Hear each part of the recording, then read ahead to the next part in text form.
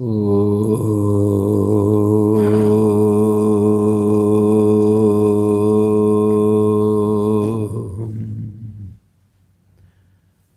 परमात्मने नमः।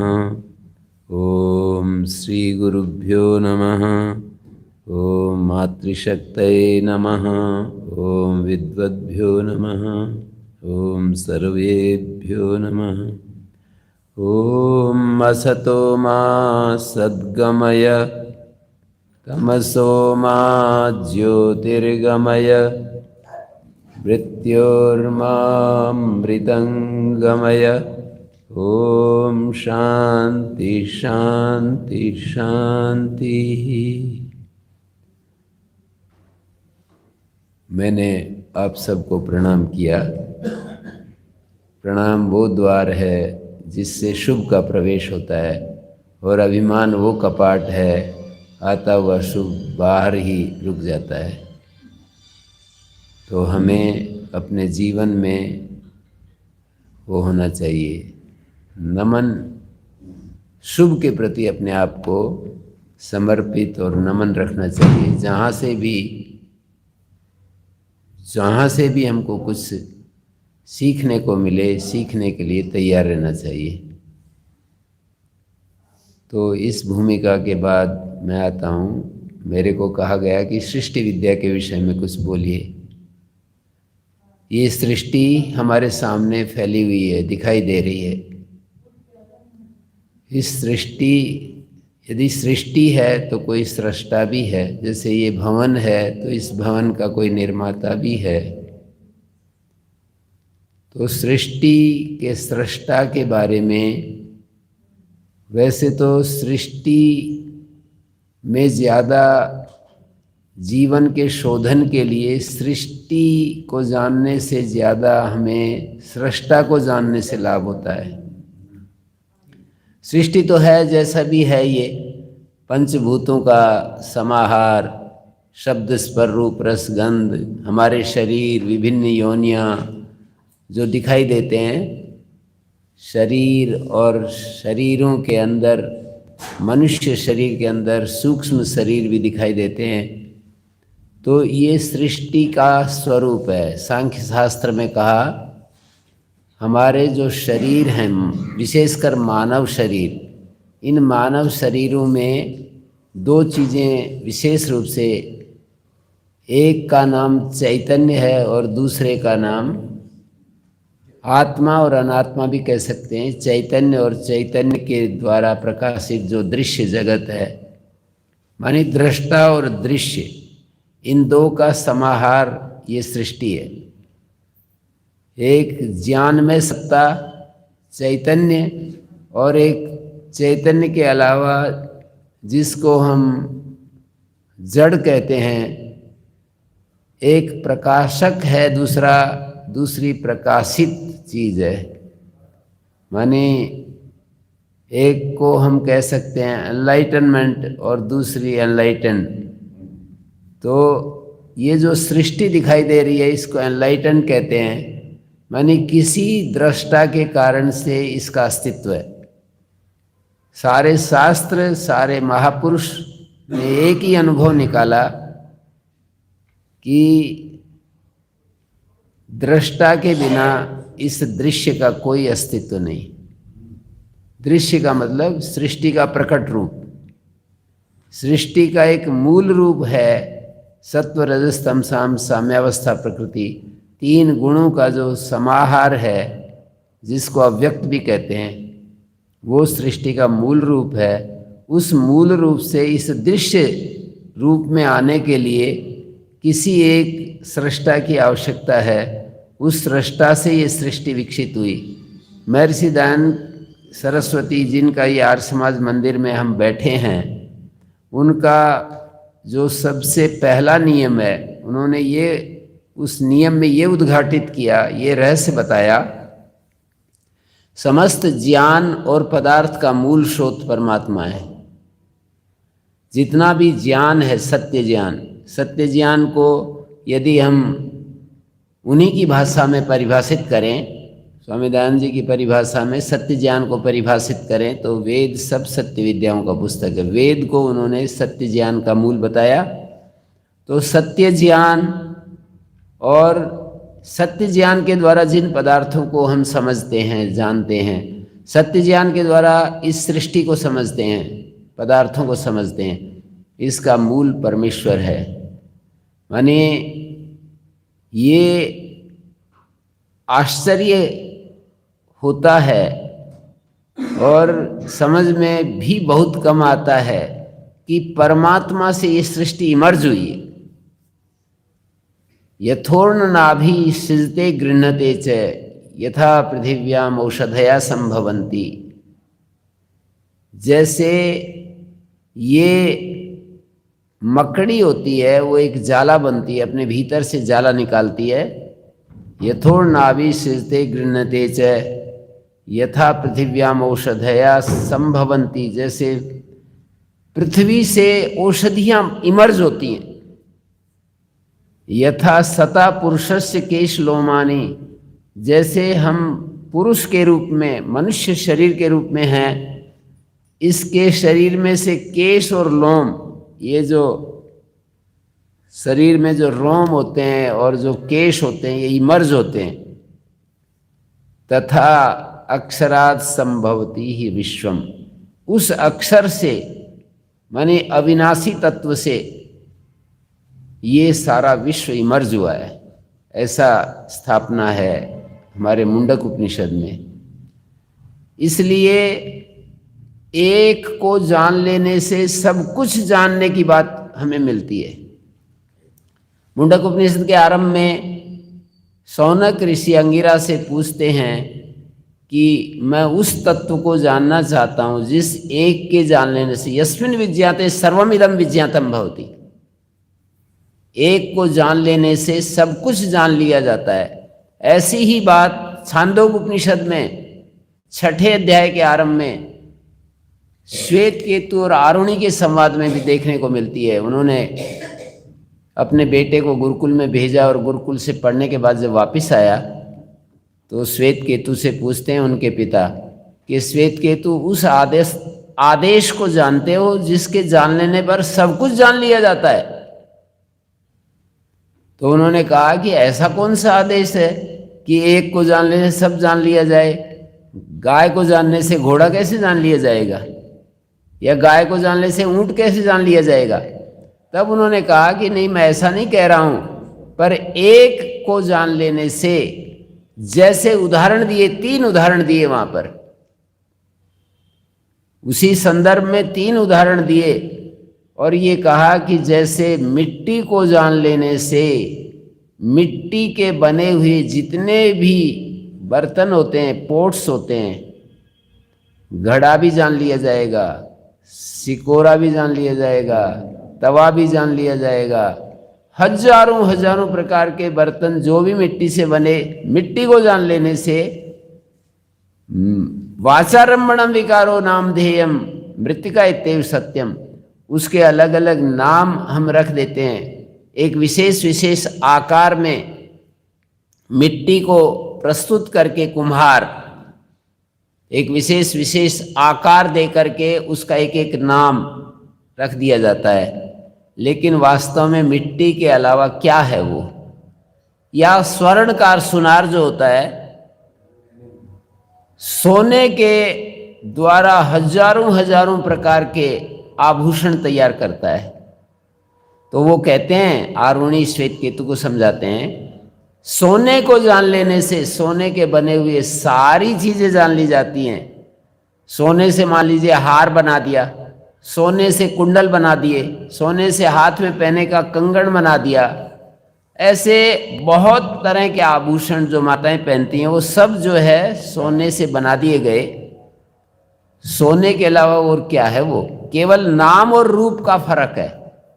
उसको एक नाम दे दिया जाता है, उसका एक आकार निर्मित हो जाता है। उस विशेष आकार को, इस शेप में जब सोना आएगा तो उसको कुंडल कहेंगे, इस दूसरे शेप में जब सोना आएगा तो उसको हार कहेंगे, इस शेप में आएगा तो उसको बाजूबंद कहेंगे, इस विशेष शेप में आएगा तो उसको नाक में नथनी बोलते हैं। तो सोने के अलावा और कुछ नहीं है, वो स्वर्ण से अलग कुछ नहीं है, वो स्वर्ण ही है।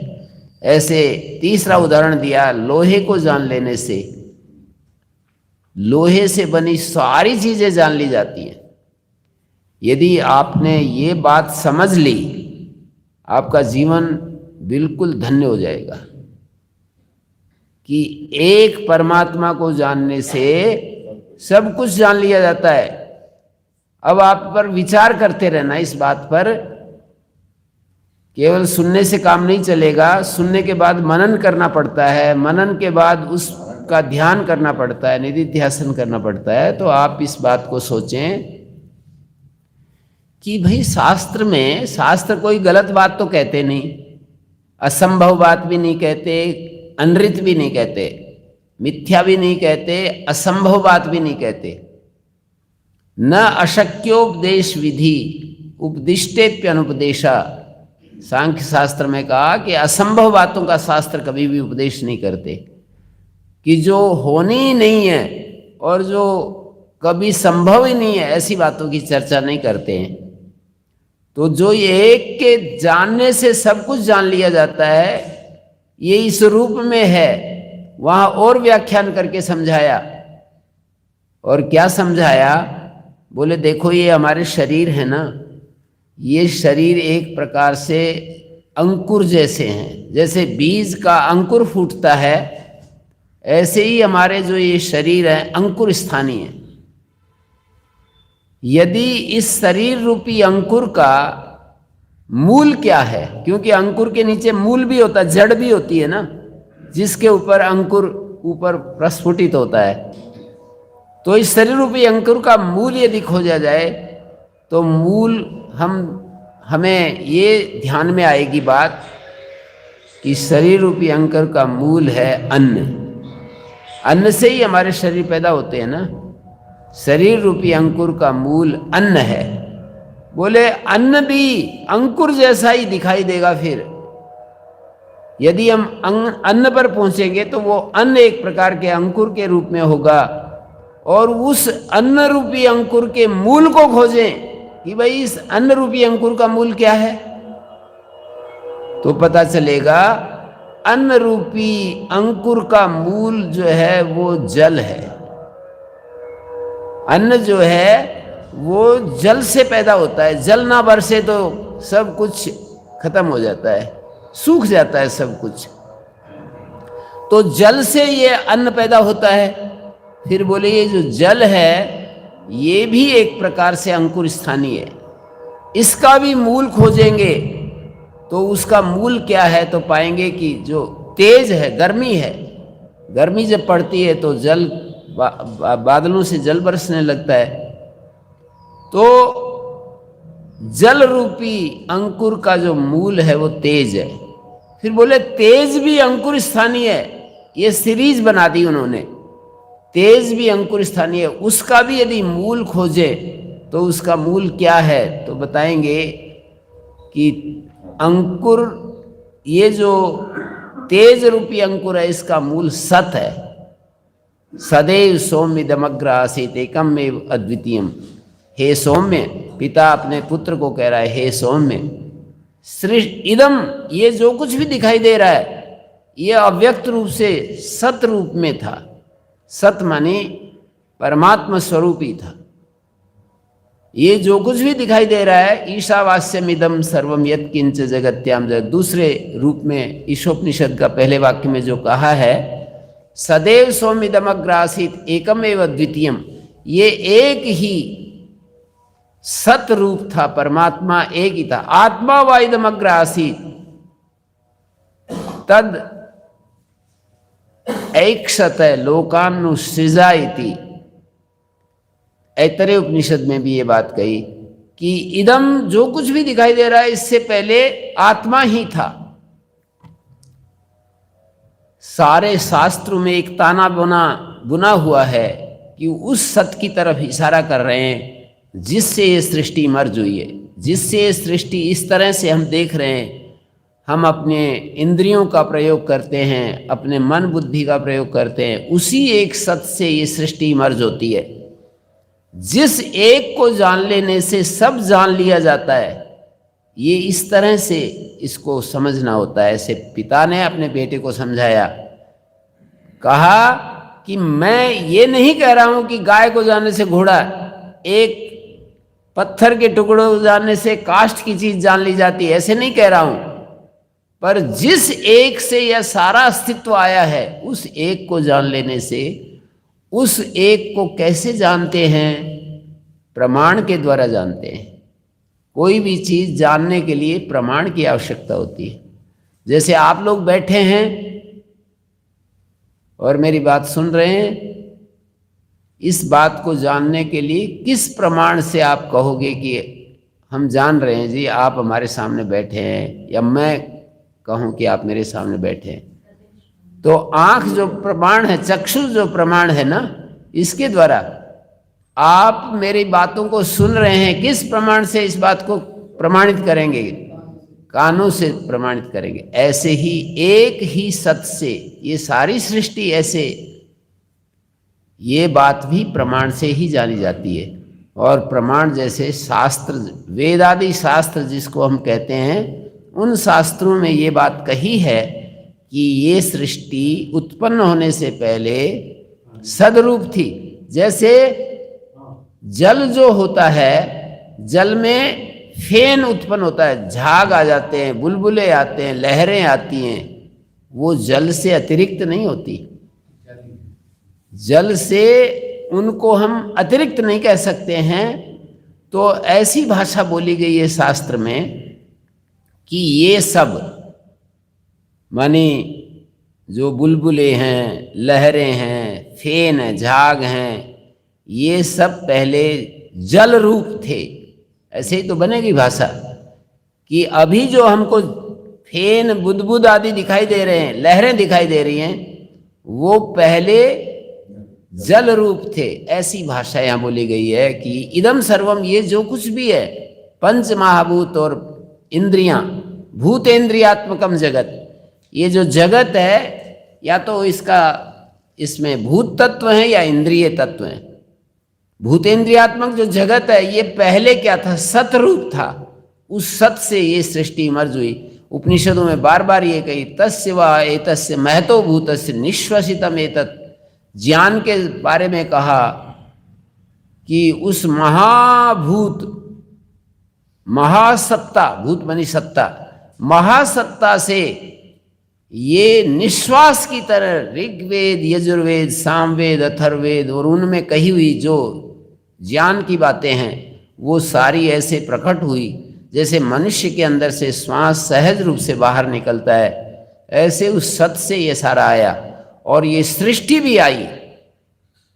माने दो चीजें आई जो महर्षि दयानंद ने पहले कहा कि सब सत्य विद्या और जो पदार्थ विद्या से जाने जाते हैं, उन सब का आदि मूल परमेश्वर है। बादरायण ने अपने ब्रह्म सूत्रों में, वेदांत दर्शन में ये बात कही, अथा तो ब्रह्म जिज्ञासा जन्माद्यस्यता शास्त्र योनित्वात् तत्तु समन्वयात्, कि हम ब्रह्म की संबंधी वाक्यों पर विचार करना चाहते हैं। ब्रह्म जिज्ञासा का अर्थ है ब्रह्म संबंधी, ब्रह्म के बारे में जो वाक्य बोले गए हैं शास्त्र में, उपनिषद वाक्यों में, उपनिषदों में ब्रह्म के संबंध में जो वाक्य बोले गए हैं, उनकी मीमांसा करते हैं, उन पर विचार करते हैं कि उनका तात्पर्य किस बात में है। जन्माद्यस्यता, दूसरे सूत्र में बताया कि इस जगत के जन्म, स्थिति, प्रलय जिससे होते हैं वो ब्रह्म है। जन्म, स्थिति, प्रलय, ये जिससे होते हैं उसको ब्रह्म कहते हैं, यानी उसको सृष्टा कहते हैं, क्रिएटर कहते हैं। जन्म, स्थिति, प्रलय जिससे होते हैं उसको क्रिएटर कहते हैं। शास्त्र योनित्वात्, शास्त्र का जो कारण है वो ब्रह्म है। शास्त्र मानी ऋग्वेद आदि जो शास्त्र हैं, सत्य शास्त्र, उनका कारण। महर्षि दयानंद ने भी यही बात कही ना, सब सत्य विद्या और जो पदार्थ विद्या से जाने जाते हैं। पदार्थ का मतलब सृष्टि, पदार्थ का मतलब जगत। ज्ञान के द्वारा इस जगत को हम समझते हैं कि इसका क्या उपयोग लेना चाहिए। ज्ञान के द्वारा हम जगत के द्वारा अपने शरीर को कैसे स्वस्थ रखा जाता है, हम अपने जीवन के लक्ष्य को निर्धारित करते हैं। जैसे धर्म, अर्थ, काम, मोक्ष 4 शब्द हम सुनते हैं। हम ये सुनते हैं कि भाई कम से कम शब्दों में बता दो मनुष्य को क्या चाहिए। एक शब्द भी ज्यादा नहीं बोला जाए और कुछ छूटे नहीं, कुछ भी छूटे नहीं, ऐसी कोई बात बता दो। तो 4 शब्द बोले ऋषि मुनियों ने, धर्म, अर्थ, काम और मोक्ष। ये 4 चीजें मनुष्य जीवन की जरूरत है। इनमें से किसी को छोड़ा नहीं जा सकता और कुछ ज्यादा बोलने की जरूरत नहीं है। हम कहेंगे कि भाई साधन सुविधाएं चाहिए, तो वो तो अर्थ में आ गई। फिर कहेंगे कि कुछ कामनाएं होती हैं, इच्छाएं होती हैं, उनकी पूर्ति चाहिए, तो कहेंगे कि उसको काम कहेंगे। फिर कहेंगे कि जीवन जीते समय हमारे को ऐसे गुणों की जरूरत होती है जिससे कि हम अपने जीवन को बाधा रहित अनुभव कर सकें, दुख रहित अनुभव कर सकें, तो उसको धर्म कह देते हैं। ऐसे उन गुणों की आवश्यकता होती है मनुष्य को जीवन जीने के लिए कि जैसे हमें पेशेंस चाहिए, टॉलरेंस चाहिए, और बुद्धि में ज्ञान का प्रकाश चाहिए, और हमें धैर्य, विवेक, विद्या, इंद्रिय संयम, इंद्रिय निग्रह। कोई हमारी बड़ाई करे तो हम बिखरे नहीं, वो रिफड़ने लगते हैं, मतलब अपने आपे से बाहर होने लगते हैं। कोई निंदा करता है तो भी आपे से बाहर हो जाते हैं, कोई प्रशंसा करता है तो भी हम समता में नहीं रह पाते। तो हम जो है जीवन में ऐसी बुद्धि चाहिए जिससे हम हमारी मन की स्थिति समता में बनी रहे, इक्विनिमिटी ऑफ द माइंड। हमारा मन जो है वो बिल्कुल संतुलन में रहे। वो धर्म से आता है, पदार्थों से नहीं आता। कितना भी पदार्थ आप इकट्ठे करते चले जाएं, किसी बार हजारों लाखों करोड़ हो जाएं, पर ये बुद्धि कि मुझे हमेशा शांति में रहना है, मुझे समता में रहना है, मुझे दूसरों के बारे में अच्छा सोचना है, भला सोचना है, मेरे सामर्थ्य का सदुपयोग करना है, और मुझे अपने भोग साधनों को इतना ज़्यादा मुझे अपने ऊपर खर्च नहीं करना जिससे कि दूसरों को कुछ मिले ही नहीं। हम कहते हैं कि 2 दृष्टियां हैं इस संसार में, एक भोगियों की दृष्टि है, एक याज्ञिकों की दृष्टि है।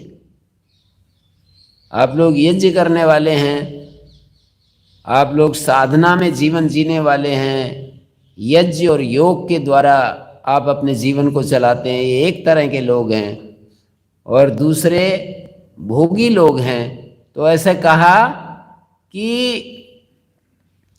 जो याज्ञिक लोग हैं वो ये सोचते हैं कि सब कुछ मैंने ही प्रयोग कर लिया तो दूसरों को क्या मिलेगा, मैं इनके द्वारा, इस अस्तित्व के द्वारा न जाने क्या क्या किस किस रूप में मैं सुविधाएं लेता हूं।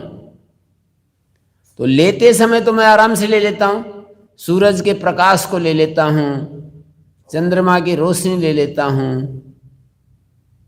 और पानी पी करके अपनी प्यास बुझा लेता हूं, धरती माता में अन्न डाल करके और फिर उसको अन्न पैदा करके अपनी भूख मिटाता हूं, सब कुछ करता हूं। पर जब मेरे द्वारा दूसरों के लिए, इस सृष्टि के लिए कुछ देने की बात आती है तो मैं सिकुड़ जाता हूं।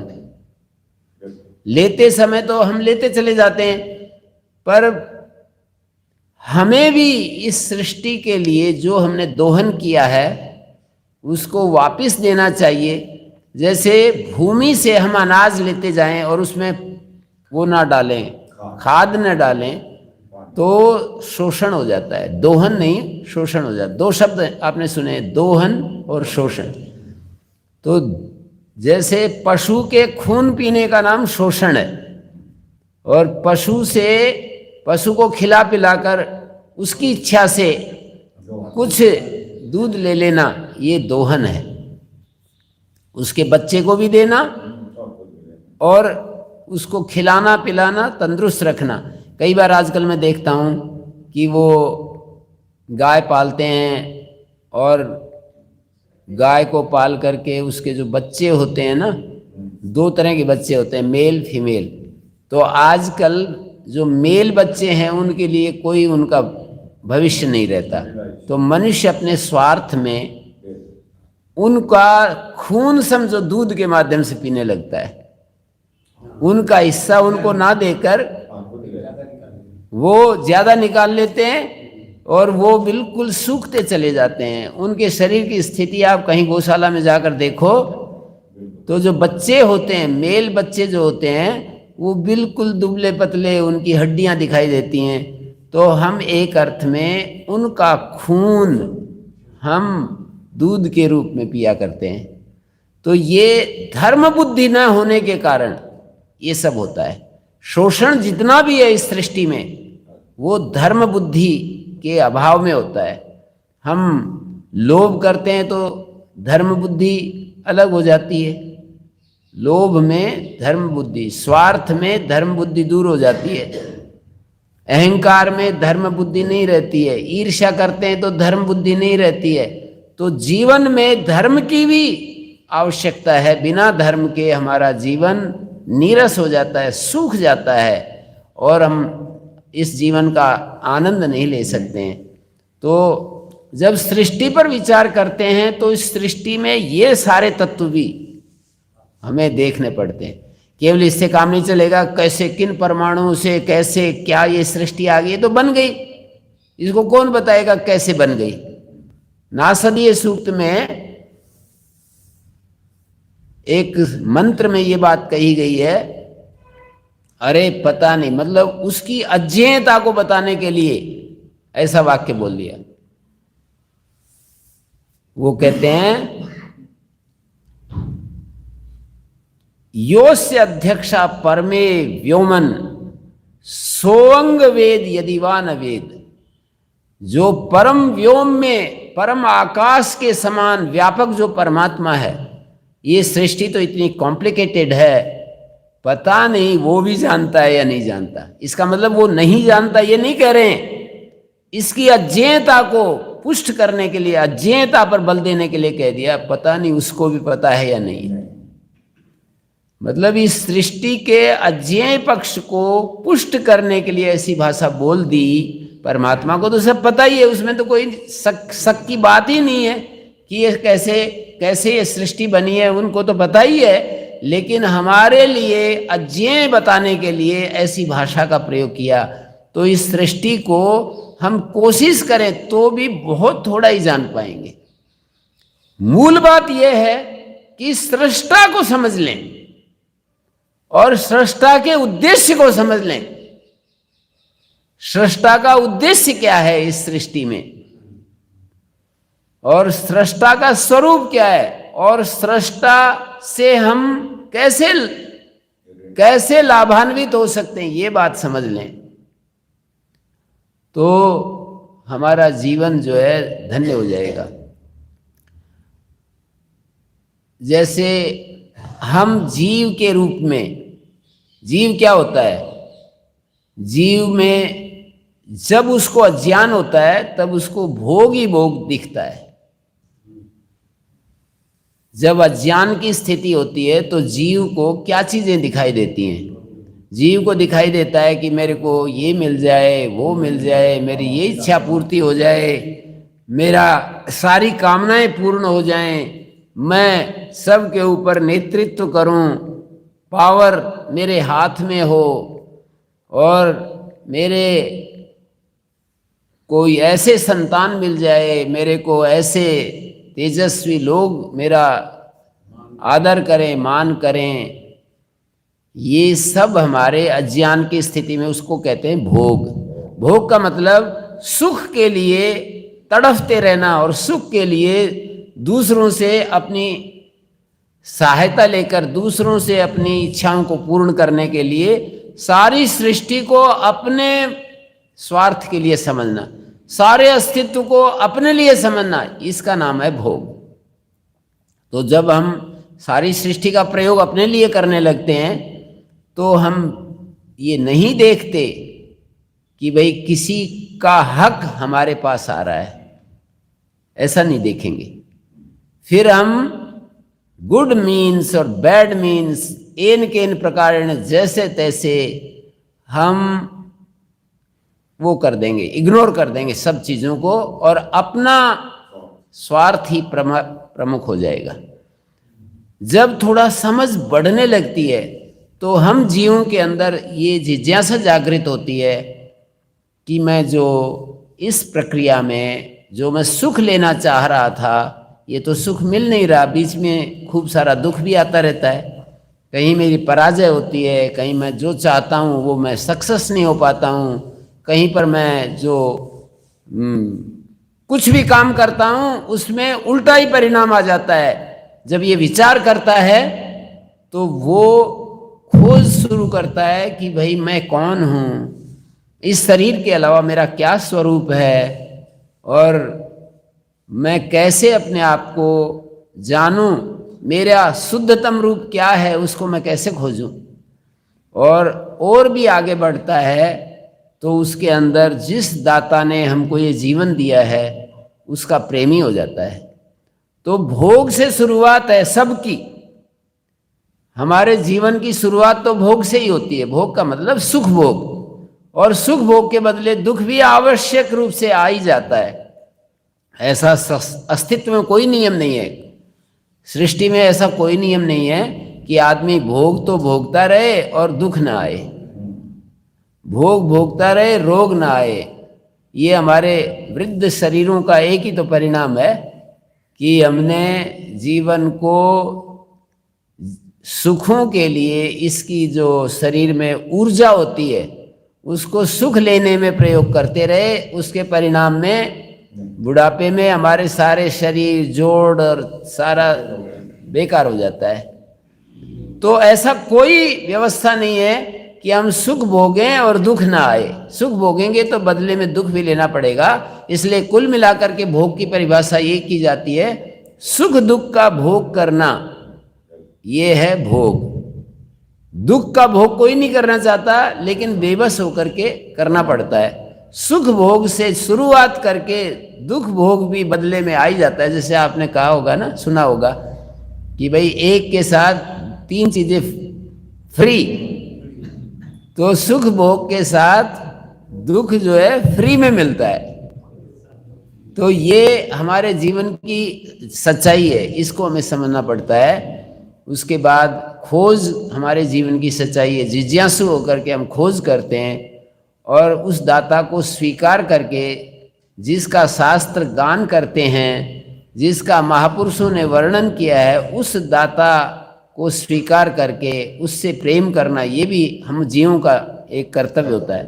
तो ये तो जीव की बात हुई। सृष्टि ये दिख रही है पंचभूतों के रूप में, इंद्रियों के रूप में। अब एक को जान लेने से सब जान लिया जाता है। वही एक बात हमें बार बार रह रह करके हम पीछा करती है कि उस परमात्म तत्व को जान लेने से उसके लिए योग विधि का उपाय करना पड़ता है। उस परमात्मा को कैसे जाने जिससे यह सारा संसार और जिससे हमारा अस्तित्व है, और जिस मूल में शास्त्र जिसको बता रहे हैं, उस एक को हम कैसे जाने। एक के जान लेने से सब जान लिया जाता है। उस एक को जानने के लिए ही कहा है कि योगस् चित्त वृत्ति निरोधा, उसके लिए योग साधन अपनाना पड़ता है। चित्त वृत्तियों को एकाग्र करना पड़ता है, बाहर से अपनी चित्त वृत्तियों को एकाग्र करना पड़ता है। एकाग्र किए बिना, हमारे अंदर एकाग्रता के बिना निष्ठा पैदा नहीं होगी। जो बड़ी बड़ी बातें हम सुनते हैं ना, उनके प्रति जो निष्ठा, निष्ठा का अर्थ है निश्चय पूर्वक मन की जो स्थिति होती है उसको निष्ठा कहते हैं। तो यदि हम अपने मन और इंद्रियों को एकाग्र नहीं करते तो निष्ठा नहीं पैदा होगी। मन और इंद्रियों को एकाग्रता से निष्ठा पैदा होती है, और यदि निष्ठा नहीं होती है तो श्रद्धा नहीं होती कि जो बात हम सुनते हैं ये ऐसी वास्तव में ऐसी हैं, ऐसा हमारे अंदर भाव नहीं आता। निष्ठा के अभाव में ये ऐसा जो कह रहे हैं ये ऐसा ही है, ये भाव नहीं आता। और यदि श्रद्धा नहीं होती है तो फिर हम उस दिशा में मनन नहीं कर पाते, विचार नहीं कर पाते, गहन विचार नहीं कर पाते। और जब मनन नहीं कर पाते तो हम अनुभव तक नहीं पहुंच पाएंगे, और अनुभव नहीं है तो फिर हम ये सारी चीज़ें जितनी भी सुनते पढ़ते हैं ना उनका बेकार है। यदि अनुभव में आ गई तब तो सब ठीक है, और अनुभव नहीं आती तो ये तो सब जो है कोई हाथ का इस्तेमाल कर रहा है, खेती कर रहा है, ये मिस्त्री लोग मकान बनाते हैं, और टेक्नीशियन मैकेनिक लोग जो है तरह तरह के वो करते हैं, उपयोग करते हैं। किसी का कुछ काम है, किसी का कुछ काम है। और ये जो पढ़ने सुनने वाले लोग हैं इनका भी दिमाग का काम है और ये वाणी का काम है। बस इतना ही रह जाता है कि अपने वाणी और दिमाग का खेल खेल रहे हैं ये लोग भी।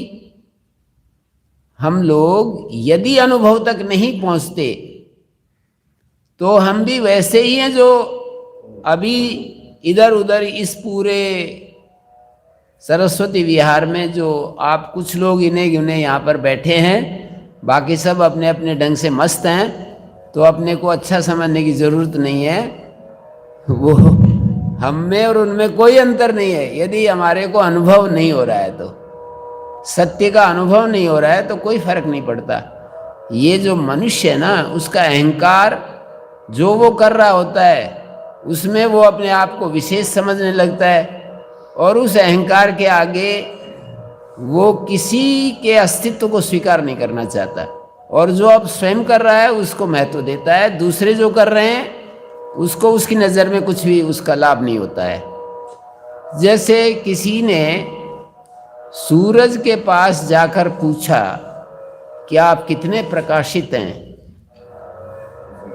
कितना ऊर्जा और प्रकाश निरंतर बांट रहे हो।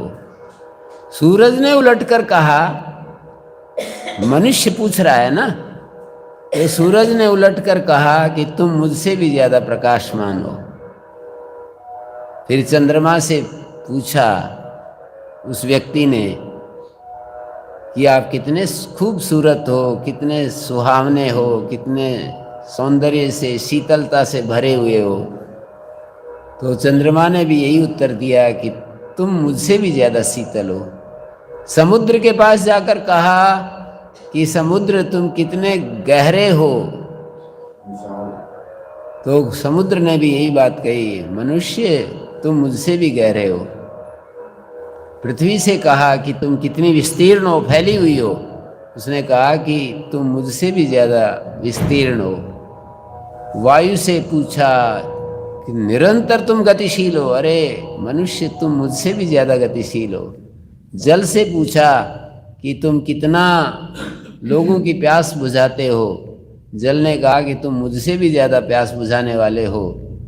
फिर एक मनुष्य, अच्छा मनुष्य को समझकर उससे भी पूछा कि भाई तुम कितने खूबसूरत हो, कितना जीवन में तुमने शुभ कर्म किए हैं, कितना तुमने लोगों को राहत दी है, कितना लोगों को प्रेम बांटा है, ये किया वो किया, बढ़िया बढ़िया काम किए, कहीं स्कूल में कमरा बनाया, कहीं कुछ किया। तो मनुष्य ने कहा कि तुम ठीक कहते हो। वो तो यूं कह रहे थे सूरज चांद धरती कि तुम मुझसे भी ज़्यादा खूबसूरत हो, पर मनुष्य के मन में ये बात नहीं आई। उन्होंने कहा आप ठीक कहते हो। आप ठीक कहते हो। मैंने हाँ, मैंने ये सब किया है। एक हमने पुस्तक लिखी जीवन का समाधान, उसमें एक संत ने, संत के अनुभव हैं उसमें, मैं जिनके पास जाता आता था, तो उसमें उन्होंने वो सुनाते थे कहानी कि एक व्यक्ति ने बहुत ज़्यादा मेहनत करके एक बाग लगाया, और उस बाग में पहले ज़माने में खींच खींच करके पानी देना पड़ता था पेड़ पौधों में, वो भी एक समय था। तो उन्होंने बाग बहुत सुंदर लगाया और वो बहुत सुंदर हो भी गया। फिर कोई एक बछिया बहुत ज़्यादा कहीं से आकर के वो करने लगी, सब पेड़ों को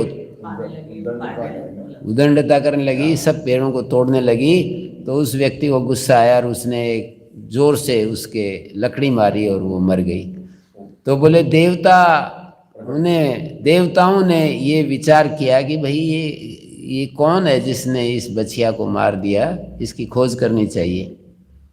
तो वो गुप्त वेश में देवताओं का प्रतिनिधि एक आया और वो पूछने लगा कि ये बाग किसका है। तो वो व्यक्ति अपनी महिमा गाने लगा कि जी मैंने ये बाग लगाया है और मैंने ये किया वो किया, कैसे कैसे पानी मैंने इकट्ठा किया, पानी एक एक पौधे में पानी दिया है, ये ऐसे नहीं, खून पसीना मैंने एक कर दिया। थोड़ी देर बाद उन्होंने कहा, हमने सुना कि कोई बछिया भी यहाँ मर गई। बोले कि हाँ जी, ऐसा हुआ कि ये बछिया उधर से कोई आ गई और भगवान ने कुछ ऐसा हाथ में वो दिया, कुछ ऐसा जोर ताकत दे दी, मतलब ऐसा झटका दिया कि ये इसके मर्म स्थान पर लगा जा करके। तो उन्होंने कहा अच्छा, ये पेड़ पौधे और इसको सौंदर्य को आपने लगाया, पर बछिया के लिए आप कह रहे हो कि भगवान ने कुछ ऐसा झटका दिया कि बछिया मर गई। ये जीवन की सच्चाई है। जहां भी कुछ अच्छा होता है, शुभ होता है, तो मैंने ये किया, मैंने ऐसा किया, मैंने वैसा किया, और कुछ अशुभ होता है, ये स्कूल आदि में भी आप देख लीजिए, ये नियम लागू होता है। वहां पर आप किसी स्कूल में जाकर पूछिए कि जी आपके स्कूल में हमने सुना बड़े ब्राइट स्टूडेंट हैं। बोले हाँ जी, देखो ये लिस्ट लगी हुई है, और यहाँ पहले स्थान पर आ रहे हैं, दूसरे स्थान पर आ रहे हैं। तो वो, पर उसमें कुछ फेलियर्स भी होते हैं जी। आपके इस रिजल्ट में, परिणाम में कुछ ऐसे भी हमें सुनाई पड़ रहे हैं कि कुछ बच्चे फेल हो जाते हैं। बोले जी ऐसा होता है कि ये नीचे वाले जो होते हैं ना, जैसे हाई स्कूल की चर्चा है तो कहेंगे कि मिडिल स्कूल के लोग, ये जो टीचर्स होते हैं ना, ऐसे ही धकेल देते हैं आगे, और उसके कारण से अब हमें ये वो सामना करना पड़ता है। तो उनके लेकर के यदि हम वहाँ जाएं, मिडिल स्कूल के पास अध्यापकों के पास जाएं, तो कह देंगे कि ये प्राइमरी वाले जो है ना, ऐसे ही आगे सरका देते हैं, और फिर हमें उसका परेशानी भोगनी पड़ती है। और उनके पास भी जाएं तो ये कह देंगे माता पिता ध्यान ही नहीं देते, पेरेंट्स ध्यान नहीं देते, क्या करें। और पेरेंट्स के पास जाएं कि जी भगवान ने हमारे को तो ऐसा दे दिया, वो भगवान के ऊपर डाल देते हैं। और कुछ अच्छा होता है तो कोई ऐसा है जी भगवान, कहने के लिए बोलते हैं, रिवाज के रूप में बोलते हैं। अगर कोई जब बड़ाई करने लगता है तो रिवाज के रूप में बोल देते हैं, अगर जी सब भगवान की महिमा है, ये क्या वो क्या। पर हम वास्तव में जो है ना, अच्छाई का जो श्रेय है अपने अहम को देते हैं, और बुराई का श्रेय किसी दूसरे के ऊपर डाल देते हैं, भगवान के ऊपर डाल देते हैं, किसी व्यक्ति के कारण। तो इस दृष्टि को बदलना होगा। जब तक ये दृष्टि में रहेगा कि इसके कारण से ये गलती हो रही है, उसके कारण से, ये सारे परिवार के जो झगड़े हैं ना, वो भी इसी को लेकर के हैं। अब पति पत्नी के यदि कहीं विभेद है, कहीं सास बहू का विभेद है, कहीं कुछ ये जो चलते हैं ना, तो कभी भी आदमी ये नहीं कहता कभी ये नहीं सोचता कि मेरी भी कहीं भूल हो रही है, इसने मेरा जीवन नरक कर रखा है, क्या करें। वो दूसरे को नरक का कारण समझता है कि इसने मेरे जीवन को ऐसा बर्बाद कर दिया। तो हमें क्या करना चाहिए? व्यक्ति को अपने को पकड़ना चाहिए। मतलब सच्चाई बता रहा हूं कि व्यक्ति यदि अपने को पकड़ ले कि भाई कहीं ऐसी तो नहीं है कि कहीं मेरे ही व्यवहार में, कहीं चक्कर में मैं ही तो कहीं गलत नहीं हो रहा हूं। सारी गलतियां हमारी भी नहीं होती, लेकिन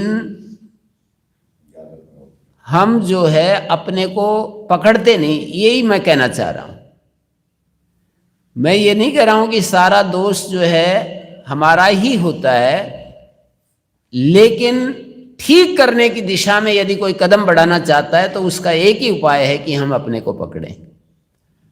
स्वामी रामतीर्थ ये कहते थे कि तुम संसार को हिलाना चाहते हो तो ऐसी जगह से पकड़ो जो तुम्हारे सबसे ज्यादा नजदीक हो। जैसे हम किसी पेड़ को हिलाना चाहते हैं तो नजदीक हिस्से को पकड़ करके ऐसे झटका देते हैं ना। तो संसार को यदि हम बदलना चाहते हैं तो हमारे सबसे ज्यादा नजदीक हमारा शरीर, हमारा मन, हमारी बुद्धि, हमारी इंद्रियां होती हैं। यदि हम उसको पकड़ लेते हैं तो इसलिए जहां कहीं भी शुभ प्रतीत हो उसको हमें स्वीकार करना चाहिए कि वो किसी दाता से, किसी माता पिता से, किसी समाज से, टीचर से, वहां से आया है। और कोई अशुभ है वो मेरे प्रमाद के कारण है। इंद्रिय दोषात् संस्कार दोषात् च विद्या। इंद्रिय दोष और संस्कार दोष के कारण हमारे भीतर अविद्या आती है। तो उस अविद्या का कारण क्या है? संग दोष है या इंद्रिय दोष है। माने किन्हीं साथियों के कारण से भी आ जाती है कि हम ऐसे लोगों के साथ में रहेंगे जो हमेशा भोगवादी संस्कृति के मानने वाले हैं, तो हम भी प्रभावित होंगे उससे।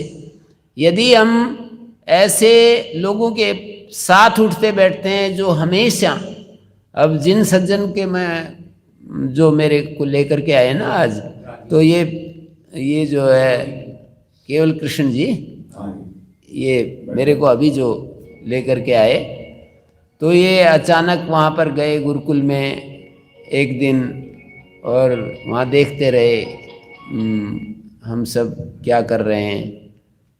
फिर कल मैं शाम को इनके घर ठहरा हुआ था, तो जैसे ये हमेशा अच्छा सोचते हैं, एडवोकेट होते हुए भी अच्छा सोचते हैं।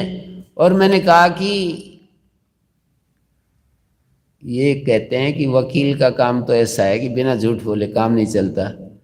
तो इन्होंने अपना अनुभव शेयर किया कि भाई मेरे को तो ऐसा नहीं लगा, मैं तो पहले ही उससे पूछ लेता हूँ, देख लेता हूँ कि ये क्या स्थिति है इसके केस की, फिर आगे बढ़ता हूँ, नहीं तो उदासीन हो जाता हूँ कि भाई और किसी को देख लो आप, कोई मेरे बस की बात नहीं है। मैं देख लेता हूँ कि वास्तव में ये डिजर्व करता है, ये गलती हो रही है कहीं ना कहीं सिस्टम में।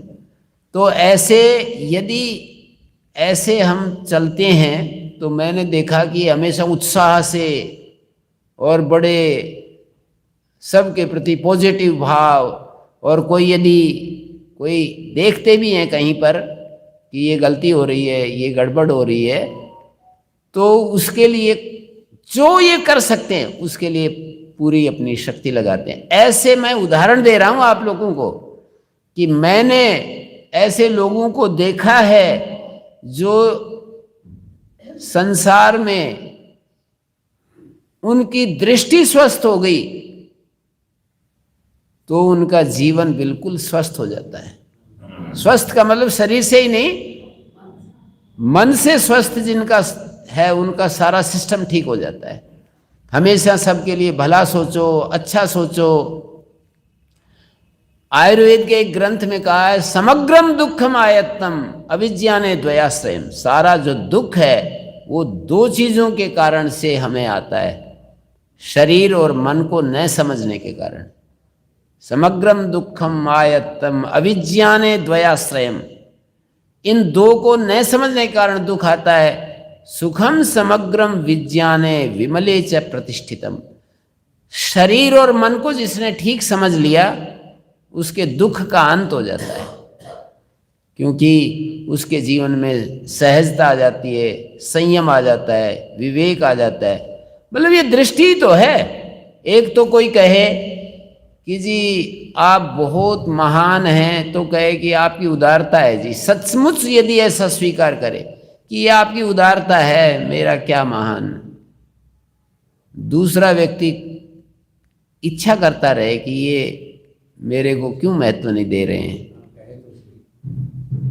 दूसरों से अपेक्षाएं करता रहता है। तो इसमें बड़ा अंतर होता है। हमारे को ये जो समझ है ना, सोच है, ये हमको दुखी करती है, समझ ही हमारे को सुखी कर देती है। हमारे जीवन में यदि बहुत ज़्यादा हमारे जीवन में ये चीज़ आ जाए कि मैं अपने आप को प्रेम से परिपूर्ण करूं, चीज़ें मेरे को, सब चीज़ें हमें प्रेम से भरी हुई दिखाई दें, तो कुछ अलग ही बात हो जाती है। हमारे अपेक्षाएं, हमारी दूसरों से चाहत जो है ना, ऐसी होती हैं कि वो पूरा नहीं कर पाता तो हम भी इरिटेट हो जाते हैं, हम भी परेशान हो जाते हैं। तो एक एक सूत्र, छोटा छोटा सूत्र जो है ना, बड़े बड़े सूत्रों की बात नहीं, छोटी छोटी बातें यदि हमारे जीवन में हमें समझ में आ जाएं तो हमारा जीवन बहुत ही अच्छा हो जाएगा।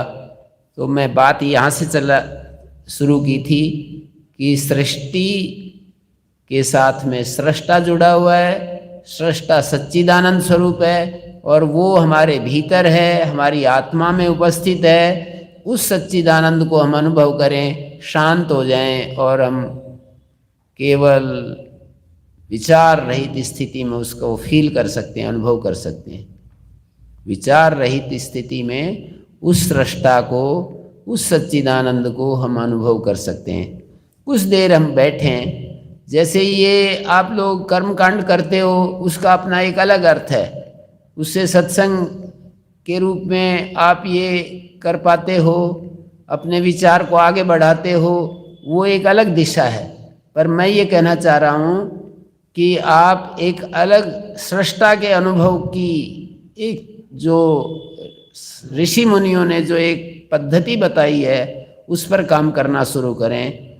ओंकार शब्द का उच्चारण करके शांत हो जाएं, ओम, शांत हो जाएं, बिल्कुल एकदम से निर्विचार निर्विषय हो जाएं।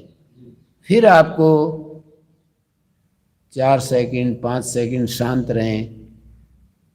ओम, बिल्कुल कंप्लीट साइलेंस।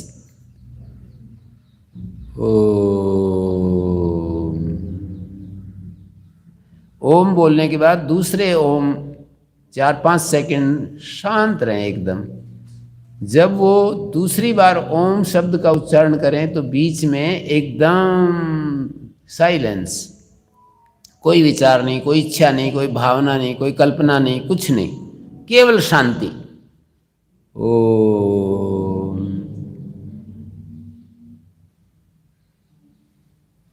ओम,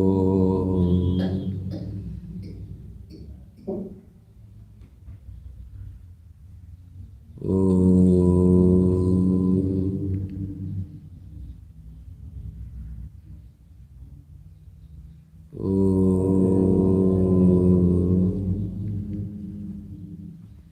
ये जो शांति बीच में आती है ना, उसी का नाम सच्चिदानंद है। अभी आप सब तो सुनते रहते हो, पर वो शब्द किस बात का संकेत कर रहे हैं वो नहीं पता चलता। तो ये बीच में जो शांति है, यही सच्चिदानंद है। एक ओंकार के बाद दूसरी बार जब ओम उच्चारण करते हैं तो बीच में जो एक शांति है, गैप है, जिसमें कोई विचार, निर्विचार स्थिति है, थॉटलेस स्टेट है, साइलेंट माइंड, पूरी साइलेंस जो एक हमारे भीतर एक ऐसी स्थिति बन जाती है, उसको सच्चिदानंद कहते हैं, उसको चैतन्य कहते हैं, उसको आत्मा कहते हैं, उसको अवेयरनेस कहते हैं, उसको कॉन्शियसनेस कहते हैं। कॉन्शियस दो चीजें हैं ना, एक कॉन्शियसनेस, एक कॉन्शियस ऑफ। तो कॉन्शियस ऑफ जो है वो दृश्य है, और कॉन्शियसनेस वो दृष्टा है। जैसे हम conscious of somebody, someone else, conscious of mike, conscious of गमला, कॉन्शियस ऑफ मकान, कॉन्शियस ऑफ सम मदर और फादर और ब्रदर। कॉन्शियस ऑफ जो है वो दृष्टा के सामने प्रकाशित होने वाली वस्तु है। केवल हम जब कॉन्शियसनेस में होते हैं वो है परमात्मा। अवेयरनेस जिसको हम कहते हैं, अवेयरनेस में जितना ज़्यादा हम रहेंगे हमारा जीवन उतना ही दुख रहित होगा, चैतन्यमय होगा, सारे अभावों का अभाव हो जाएगा। सत चित आनंद स्वरूप परमात्मा हमारी आत्मा में है। ऐसे समझो लोहा अग्नि में जैसे पड़ा हुआ अग्निमय रहता है ना, सब तरफ से अग्नि अग्नि दिखाई देती है, ऐसे ही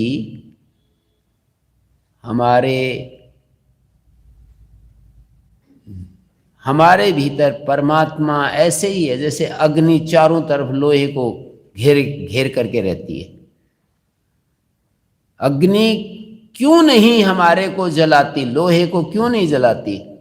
मान लीजिए किसी लोहे में ऐसा कवर डाल दें, ऐसा अग्नि प्रूफ कवर डाल दें लोहे के ऊपर, और फिर उसको अग्नि में डाल दें, तो बाहर के कवर को पार करके अग्नि अंदर नहीं जा पाती। तो परमात्मा और हम जीव हैं, परमात्मा हम जीवों पर क्यों नहीं अपना सतचित आनंद को क्यों नहीं प्रेषित कर पाता?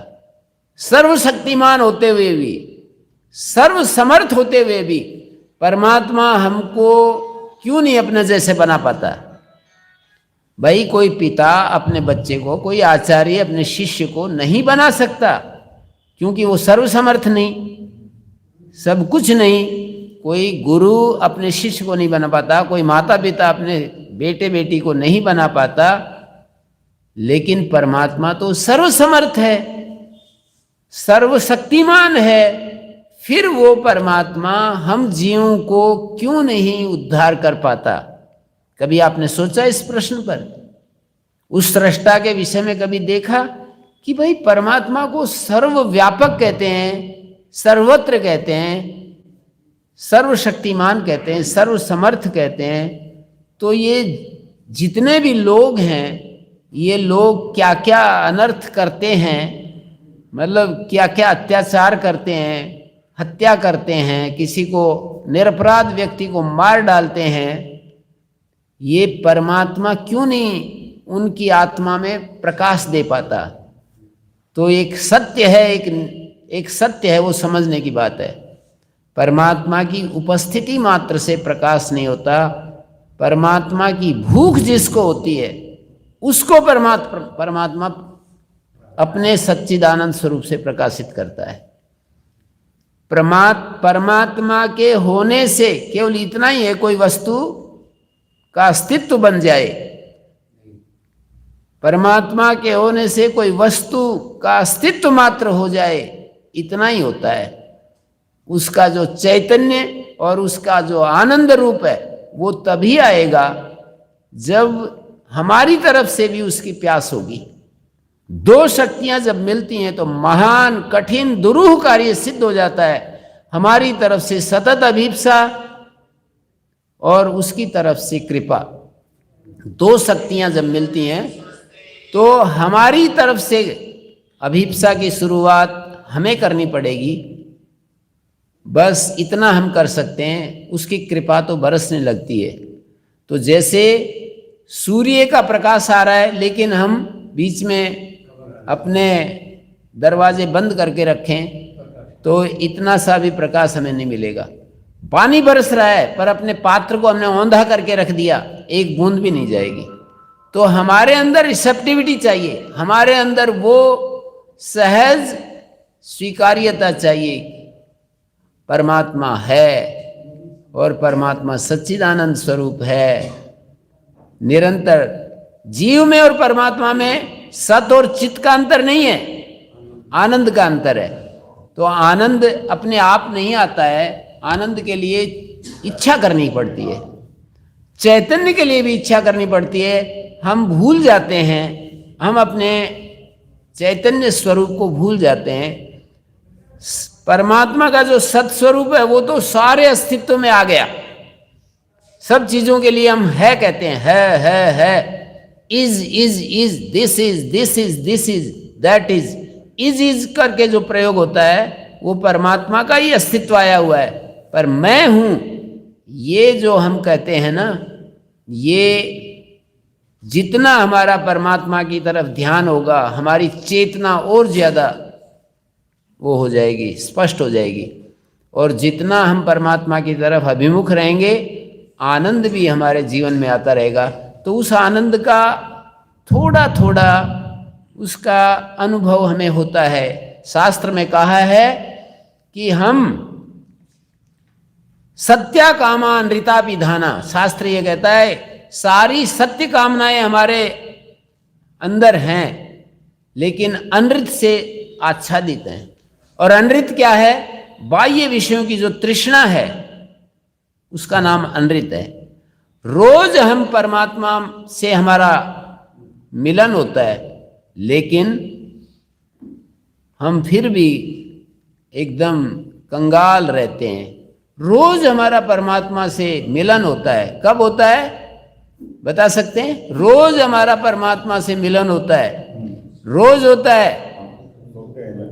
हाँ, जब गहरी नींद में होते हैं तो परमात्मा का जो आनंद है वो हमें मिलता है, लेकिन जैसे ही जागते हैं फिर दुनिया शुरू हो जाती है।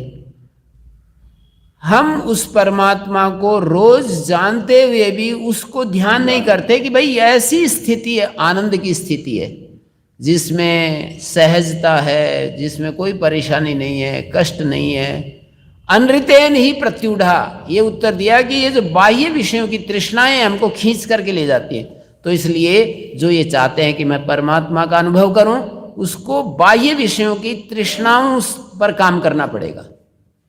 संसारिक जो तृष्णाएं हैं कि मैं बड़ा आदमी बन जाऊं, मेरे पास खूब सारा धन संपत्ति हो, मेरे पास साधन सुविधाएं हों, ये जो हमारी इच्छा है ना, दुनिया को देख देख करके कि इसके पास तो इतना बड़ा घर है, मेरे पास तो कुछ है नहीं, इसके पास इतनी बड़ी गाड़ी है, मेरे पास तो स्कूटर है, तो ऐसे तुलना करके अपने आप को दुखी करते रहते हैं। दूसरों के कंपैरेटिवली अपने आप का अवमूल्यन करते रहते हैं, अंडर इवेल्युएशन करते रहते हैं। किसी से अंडर इवेल्युएशन, किसी से ओवर इवेल्युएशन, कि इनसे तो मैं बहुत अच्छा हूँ, इनसे तो मैं बहुत नीचे हूँ। और ऐसा करके अपने को जो चाहते हैं कि हम शांति में रहें, आनंद में रहें, तो जब अहम भावना आए तब इन अंडर इवेल्युएशन की, जब हमारे अंदर अहम भावना आए तब अंडर इवेल्युएशन की जरूरत है। अरे कितने लोगों से तू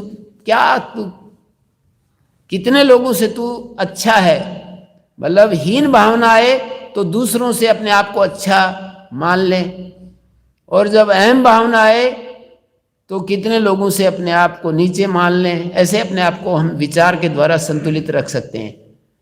जब हमारे अंदर अहंकार आए तो कितने लोगों से तू कम है, क्या अहंकार कर रहा है तू, और हीन भावना आए कितने लोगों से तू अच्छा है, ये झुग्गी झोंपड़ी में रहते हैं, सड़क पर सोते हैं, ऐसे भी लोग हैं, इनसे कितने लोगों से तू अच्छा है। तो ज्ञान जो है ना वो हमारे को कूल कर देता है, हमको स्थिर कर देता है, शांत कर देता है। ज्ञान बहुत बड़ी चीज है, प्रेम बहुत बड़ी चीज है, वस्तु पदार्थ रुपए पैसा की कीमत हमने समझी है तो उसके लिए कोशिश भी करते हैं, उसका प्रयोग भी करते हैं, लेकिन ज्ञान की कीमत और प्रेम की कीमत हमने नहीं समझी है। ज्ञान की कीमत यदि समझ में आ जाए तो जीवन की सारी समस्याओं का समाधान है हमारे पास। प्रेम की कीमत समझ में आ जाए तो भी समाधान है। ज्ञान और प्रेम की कीमत हमें समझ में आनी चाहिए किसी भी तरह। तो ये जो सत्संग करते हैं, स्वाध्याय करते हैं, उसका दिशा निर्धारण करनी चाहिए कि मैं सत्संग और स्वाध्याय इसलिए कर रहा हूँ कि मेरा समझ, मेरी अंडरस्टैंडिंग सही साफ हो जाए, मेरे अंदर प्रेम भाव विकसित हो। प्रेम भाव विकास का मतलब क्या होता है कि द्वेष समाप्त हो जाए हमारे हृदय से। और समझ का विकसित होने का मतलब ये है कि हम अपनी जो सामान्य चेतना है उसका अनुभव कर सकें। गहरी नींद में जैसे हम होते हैं उस तरह जागते समय भी हमारे भीतर वो सहज स्थिति बनी रहे। आपका किसी का कोई प्रश्न है तो पूछा जा सकता है, किसी का कोई प्रश्न है तो पूछ सकते हो। मैंने कुछ बातें अपनी तरफ से कही। हाँ जी, कई दिन से विचार है आ रहा है जी, अभी तक दिमाग ठीक नहीं हुआ। श्रद्धा, ज्ञान और बुद्धि, बुद्धि और ज्ञान क्या दो अलग अलग विषय हैं या एक ही है? बुद्धि और ज्ञान गीता में एक जगह 18वें अध्याय में ये कहा कि 3 तरह की बुद्धि होती है, सात्विक, राजसिक, तामसिक। उन्होंने बहुत सारी चीजें गिनाई हैं। सात्विक त्याग होता है, राजसिक त्याग होता है, तामसिक त्याग होता है, सात्विक कर्म होते हैं, राजसिक कर्म होते हैं, तामसिक कर्म होते हैं, सात्विक कर्ता होता है, सात्विक राजसिक कर्ता होता है, तामसिक कर्ता होता है। कर्ता के 3 भेद, बुद्धि के 3 भेद, ज्ञान के भी 3 भेद बताए हैं कि सात्विक ज्ञान, राजसिक ज्ञान, तामसिक ज्ञान। और एक सुख के भी 3 भेद बतलाए, तप के भी 3 भेद बतलाए, श्रद्धा के भी 3 भेद बतलाए, दान के भी 3 भेद बतलाए। बहुत सारी चीजों के 3-3 भेद करके बतलाए हैं। आपका प्रश्न उसी के परिप्रेक्ष्य में है कि बुद्धि और ज्ञान, जब हम संस्कृत की बैकग्राउंड यदि थोड़ी सी है तो अलग धीरे से समझ में आ जाएगा। ये जितने भी शब्द होते हैं, all nouns derived from verbs, जितने भी शब्द हैं वे किसी क्रिया से उसमें जाते हैं, संज्ञावाचक होते हैं। तो जब हम कोई भी वाक्य बोलते हैं तो उसमें एक कारकवाची शब्द होता है, क्रियावाची शब्द होता है। कोई भी आप शब्द बोलेंगे, जैसे राम शब्द है, इस पर भी आता हूं, राम जाता है, राम भोजन करता है, तो राम कारकवाची शब्द है, जाता है ये क्रियावाची शब्द। लेकिन हर एक शब्द में भी ये 2-2 हिस्से हैं। राम में जो राम है और अ है, राम और अ, तो अ जो है वो कारक को बताता है, राम क्रिया को बताता है। तो बुद्धि में बुध और धी 2 विभाग कर लिए। कभी कभी बुध को जो बताता है वही जो प्रत्यय है वो भी उसी को बताता है। तो जब बुध शब्द से धी जब उसको बोलते हैं, बुध से धी जब बोलते हैं, जब उसी को बतलाता है तो उसको कहते हैं भाववाचक शब्द है। संस्कृत व्याकरण की बैकग्राउंड होनी चाहिए। तो बुद्धि का अर्थ ज्ञान होता है, और बुद्धि का अर्थ जिसके द्वारा जाना जाता है वो भी बुद्धि होती है। तो जब हम बुद्धि को जिसके द्वारा जाना जाता है उसको बुद्धि कहते हैं, तो बुद्धि अलग हो गई, ज्ञान अलग हो गया। बुद्धि के द्वारा ज्ञान को समझते हैं। और जब बुद्धि और ज्ञान का एक ही अर्थ है, बुद्धि के द्वारा जो उपलब्धि होती है, जो समझ आती है, जो अंडरस्टैंडिंग आती है, उसके लिए ज्ञान शब्द का प्रयोग होता है। तो एक अर्थ में न्याय शास्त्र में एक जगह बुद्धि उपलब्धि ज्ञानमिति अनर्थांतरम सूत्र बोला। बुद्धि, उपलब्धि, ज्ञान ये पर्याय शब्द हैं। बुद्धि, उपलब्धि, ज्ञान पर्याय शब्द हैं, लेकिन वहां पर एक दूसरा सूत्र है वही न्याय दर्शन में, प्रवृत्तिर्वाग बुद्धि शरीर आरंभा। वाणी, बुद्धि और शरीर, इनका आरंभ ही प्रवृत्ति कहलाती है। तो वहां बुद्धि का अर्थ मन है, तो ये अलग है, ये ज्ञान का वाचक नहीं है। यहाँ पर वाणी और बुद्धि और शरीर से जो हम चेष्टाएं करते हैं उसका नाम प्रवृत्ति होता है। तो बुद्धि और ज्ञान कहीं एक हैं, कहीं अलग भी हैं, ऐसा समझना पड़ेगा। शब्दों का जो मूल है वो धातुओं से और प्रत्यय जुड़ करके शब्द बनते हैं। संस्कृत भाषा की जो बैकग्राउंड है ना, वो बहुत ही इसमें काम करेगी। तो वो उसके बिना मैं कुछ भी बोलूँगा तो थोड़ा ऊपर ऊपर जाता रहेगा। हाँ, और कोई बात? हाँ जी, हाँ पहले आप बोलिए फिर वो। अच्छा दीदी, जैसे ध्यान के लिए आपने बताया कि ओंकार का जप करके और फिर साइलेंस में बैठना है जी, तो उसमें जो स्थान है वो हृदय हुआ है या किसी अन्य स्थान? क्या क्या जो स्थान है, धारणा का स्थान है, जो धारणा का कोई केंद्र उसमें बनाना है उसमें, या इसी प्रकार से ही? नहीं, उसको आप हृदय देश बोलते हैं। अब बोलते हैं बुद्धि हृदय में रहती है, जैसे आंख का गोलक होता है, कान का होता है, एक एक गोलक होता है ना। तो बुद्धि का हृदय जो होता है वो एक प्रकार से गोलक समझ लो। बुद्धि तो यहाँ हमारे काम करती है मस्तिष्क में, पर उसका जो वो आधार है वो हृदय है। और ऐसे ही परमात्मा की उपलब्धि का भी एक स्थान है। परमात्मा तो सर्वव्यापक है, वो हृदय में उपलब्धि की दृष्टि से हृदय में बोलते हैं। ईश्वरा सर्वभूतानां हृदय से अर्जुन तिष्ठति। ईश्वर सब भूतों को हृदय में है। हृदय में कैसे बता रहे हैं, सब जगह है वो तो उपलब्धि के लिए हम सब जगह नहीं है, हम तो यहाँ है ना। परमात्मा तो सब जगह है, पर मैं कहाँ हूँ? मैं तो हृदय में हूँ। तो इसलिए हृदय में उसकी उपलब्धि के लिए ऐसा बोला जाता है। तो आपने कहा धारणा कहाँ करें, तो हृदय में धारणा करें। साइलेंस के बाद हाँ जी, हाँ जी माता जी जी। मेरा ये प्रश्न है, जैसा आपने कहा कि हम सब जो यहाँ बैठे हैं, है ना, हम सोच रहे हैं कि हम तो बड़े भाग्यशाली हैं जो हम आपका प्रवचन सुन रहे हैं जी। आज की ज्ञान गंगा पे हम सब ने डुबकी लगाई जी। लेकिन जो घर में बैठे हैं वो इससे वंचित रहे। नहीं, वो तो ऐसा है कि हमने जो पाया है उसको अपने व्यवहार के द्वारा वहाँ तक पहुँच ही जाएगा वो। मेरी बात सुनिए, गंभीर प्रश्न है इनका, प्रैक्टिकल प्रश्न है। हम जिनसे प्यार करते हैं ना, कोई अच्छी चीज मिलती है तो पहले उसका ध्यान जाता है, अपना बोल जाते हैं। जिनसे हम प्यार करते हैं, जैसे माता पिता अपने बच्चों का प्यार करेंगे, अपनी बहुओं का प्यार, वो ध्यान जाएगा कि ओहो वो यहाँ होते तो कितना अच्छा होता। पर एक दूसरा पक्ष भी है, मैं इसका मना नहीं कर रहा। किसी एक संत से पूछा, जी मेरी पत्नी कथा में नहीं आती, तो संत थोड़े मजाक स्वभाव के थे थोड़े। उन्होंने अपने अंदाज में उत्तर दिया, बोले तुमने कौन सी तोप मार दी? 20 साल से सत्संग में आते आते, कथा सुनते सुनते तुमने कौन सी तोप मार दी?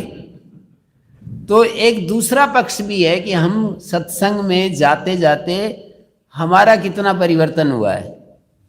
कोई अच्छी बात सुनने को मिलती है तो तुरंत हमारा जाता है ध्यान, जैसे कि वो भी यहाँ होते तो कितना अच्छा होता। तो ये तो अच्छी बात है, भाव तो होना ही चाहिए ऐसा। पर लेकिन जो आपने सुना है, जैसे मैंने कहा कि भाई ज़्यादा सलाह मत दो बच्चों को, ज़्यादा उनके पीछे मत पड़ो, सहज रूप से कठोर मत बोलो और उनको प्रेम दो। ये जो बातें मैं बता रहा हूँ ना, ये चीज़ें यदि आपने बच्चों के साथ की तो कितना अच्छा हो जाएगा।